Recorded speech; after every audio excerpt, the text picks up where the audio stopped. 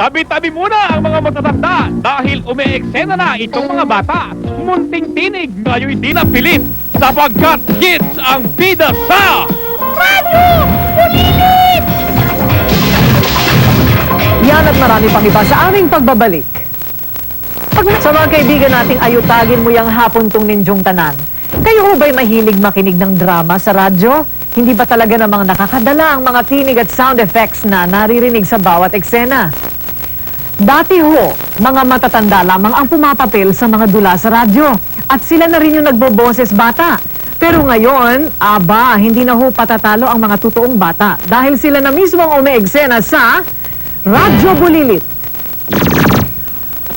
Kung dati-rati ay nangangailangan pa ng matatanda para magboses bata sa bawat drama o komedyang ating napapakinggan sa radyo, ngayon, meron na talagang mga bata na siyang nagbibigay buhay sa iba't ibang karakter sa mga istoryang isinasadula.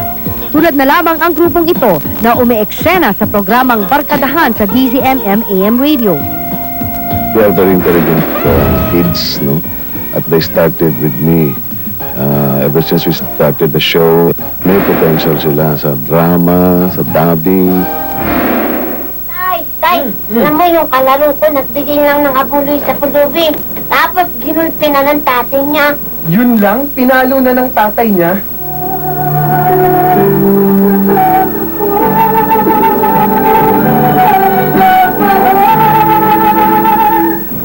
Talagang ganyan. Dahil natinig ako, wala akong dinadasal. Sumasali po ako sa contest dati dito, yung radyo-radyo po. Parang pag walang contestant ako yung sinasali. Bawat istorya, bawat tinig na ating maririnig sa programa ay katumbas ng isang buong linggo ng masinsinang pag-iensayo.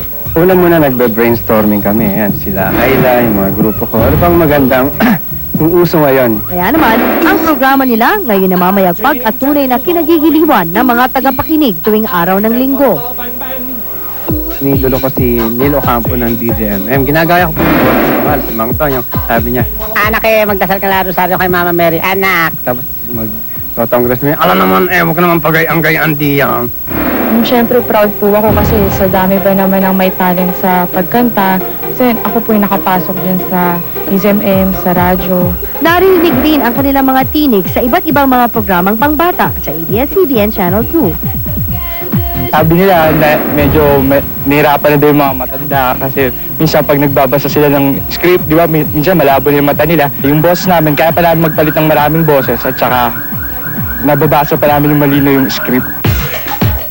At dahil na rin sila ay napaka-talented, yung mga dating salingkit, sila na ngayon ang bida, mapa-television man o mapa-radyo. At malay mo sa kanilang paglaki, maging katulad sila ni Martin. May pera sa boses. Ibig sabihin, kung may boses ka, kikita ka. Yan ang pinagpabuhay ko sa mga anak ko, pamilya ko, yung boses ko.